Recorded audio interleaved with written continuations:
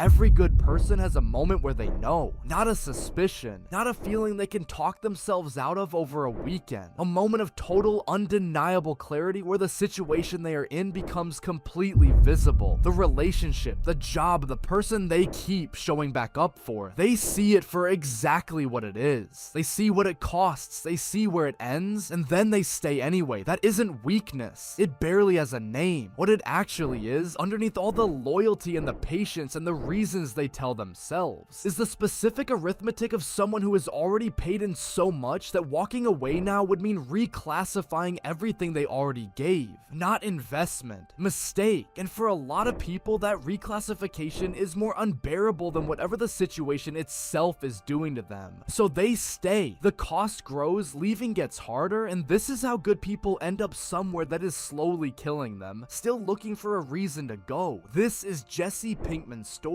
But it isn't really about him. Before the meth and the violence and the losses that came one after another, until there was almost nothing left, there was a kid from Albuquerque who had one thing he wanted. Not money, not fame, just to be told by someone who actually knew that he was capable of something. He came from a decent family, upper middle class, stable, the kind of house where expectations sat quietly in every room without ever needing to be said out loud. He failed chemistry, got kicked out, ended up in the drug trade the way a lot of young men end up somewhere they were never meant to be. One decision at a time, each one making the next one easier to justify and the exit a little harder to find. But before all of that, there was a Votech woodworking class and a teacher named Mr. Pike. Jesse's assignment was to build a wooden box. He finished it in a few days, fast and sloppy, good enough to pass and nothing more. When Mr. Pike looked at it, he didn't say it was bad. He asked one question: "Is that all you've got?" Something about the way he said it made Jesse stop. So he started over, then again. 5 attempts in total. By the last one, he had built something out of Peruvian walnut with inlaid zebra wood, fitted with pegs and no screws, sanded for days until it was smooth as glass, rubbed with tung oil until it was rich and dark. Something that smelled like it was real. Something perfect. He traded it for an ounce of weed. That box is the most important thing in this story. Not a single weapon or gram of anything that came after it. That box is who Jesse Pinkman actually was before the world, and the people in it spent years convincing him otherwise. The wound in this story is not what you'd expect. It isn't losing Jane. It isn't the years of violence or the slow erosion of everything decent in him. It is one specific sentence delivered at exactly the right moment by exactly the wrong person. After the worst point in his life, after losing someone he loved, after the kind of grief that hollows a person out past the point where they can feel the bottom, Walter White showed up at his door, not with comfort, with an offer. And when Jesse pushed back, when he said he wanted nothing to do with any of it, Walt said 6 words that ended the argument completely. "Your meth is as good as mine." Think about what those 6 words mean to someone who has spent their entire life being called a screw-up, a junkie, a dropout, a waste by everyone, including the man saying it now. Walt had spent years calling Jesse's product inferior, calling him unreliable, calling him a child who couldn't be trusted to make a decision on his own. And then, at the exact moment Jesse had nothing left, Walt looked at him and told him he was exceptional, as good as the one person whose opinion on chemistry actually meant something. Jesse went back.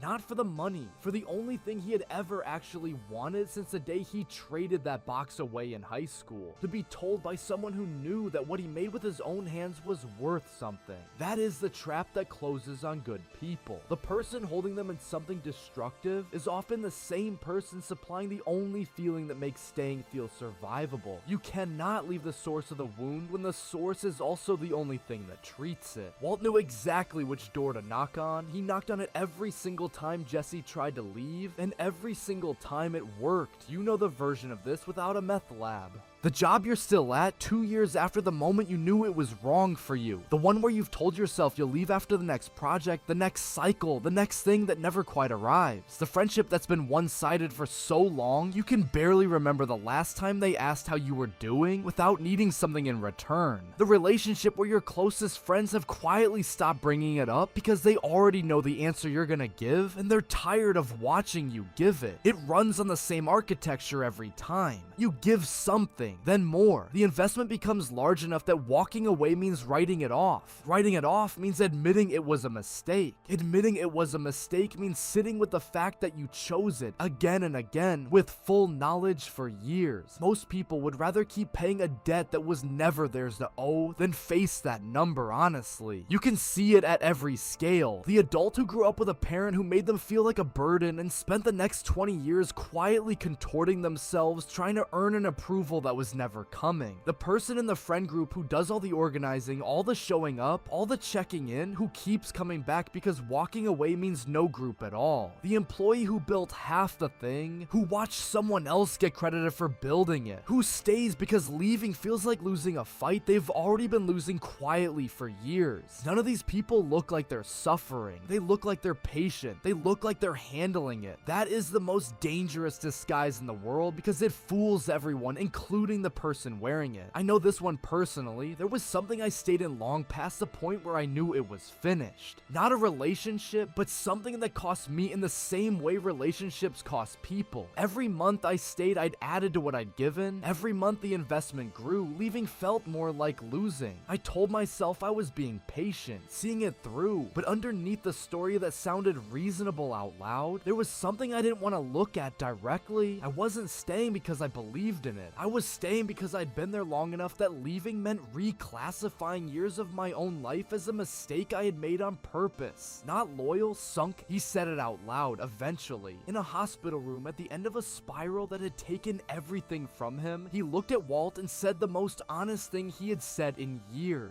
I am not turning down the money, I'm turning down you. Ever since I met you, everything I ever cared about is gone, ruined, dead. I have never been more alone. I have nothing, no one. It's all gone. That speech is one of the clearest things ever said on television about what it feels like to stay somewhere past the point of no return. It is also the moment directly after saying it when Walt told him his meth was as good as his. And Jesse went back one more time. Not a character failure, not stupidity, the trap working exactly the way it was designed to. When the only person who ever made you feel like the box was worth building is also the person holding you in place, leaving doesn't just feel hard. It feels like agreeing with every person who ever told you that you were nothing. In the very last dream Jesse has while enslaved in that lab, chained to a cage, reduced to a ghost of a person, he doesn't dream about money or revenge or escape. He dreams about finishing the box. His hands work in the wood, patient, careful, getting it right. The version of himself that existed before anyone told him he wasn't capable of it. He finally walks through the door in the last frame of the story, screaming, driving, alive. But it cost him Jane. It cost him Andrea. It cost him years lived at the end of a chain held by someone who had studied exactly which sentence would make him turn back every time he reached for the handle. The door was never locked, not once in 5